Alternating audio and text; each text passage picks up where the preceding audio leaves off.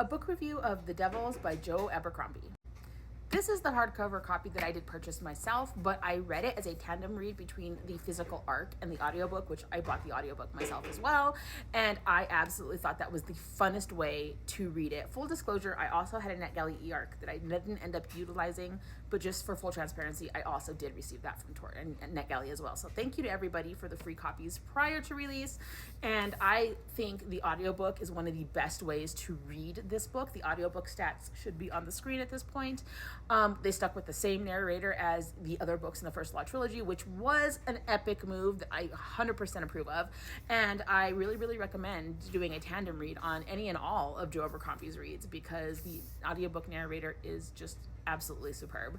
Audiobook is going to be the elite way to experience these if you are able to, and highly recommend. So let's talk a little bit about The Devils and Joe Abercrombie and how I felt about the book. I don't think anybody but Joe Abercrombie can take the most sinister and abhorrent characters that do horrible, horrible things throughout the entirety of the novel and make them as lovable and as easily rootable as he does. Like, there's just no one else that can do that. There are some sinister and bad people in this novel that you just can't help but ultimately love and root for.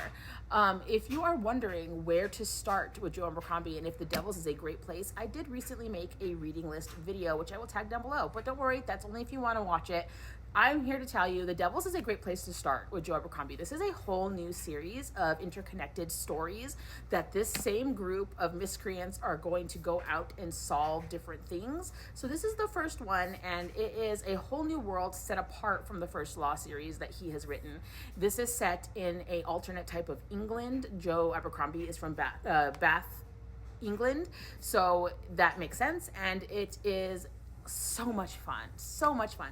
We have a disheartened and questionable priest. We have a female pope. We have werewolves and fae and vampires and magicians and just undead pirates and just so many things that are going on in this novel that is so much fun. Absolutely fun. But don't worry, it is not preachy type religion. It's more like religious trauma, oh my God. But in like a very healing way because, you know, F all that. This is so good. Like absolutely just seat of my pants the entire time. Never was bored, never had a down point where I was wishing I was reading something else, never was pulled out of the story. This was epic. So basically in this novel, we have a band of unholy miscreants that have to do this deed for the church that they're sworn to do deeds for. And they set out to put a thieving, lying girl on the seat of a throne and make her a princess. And they have to encounter some really interesting characters along the way that are trying to stop them.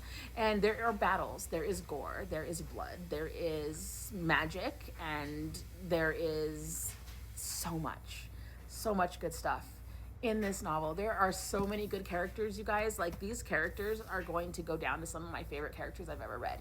This is right up there with the Bloody Nine. Like, seriously, so much fun. I really, really enjoyed it. I highly recommend it. You know, so the tagline for this book is "Holy work sometimes requires unholy deeds," and that is really the best way to summarize this that I could ever think of. It's absolutely wonderful. If you are looking for a good place to start with Joe Abercrombie, or if you're just looking for something fresh by him, this is both. It hits both notes. I highly recommend it.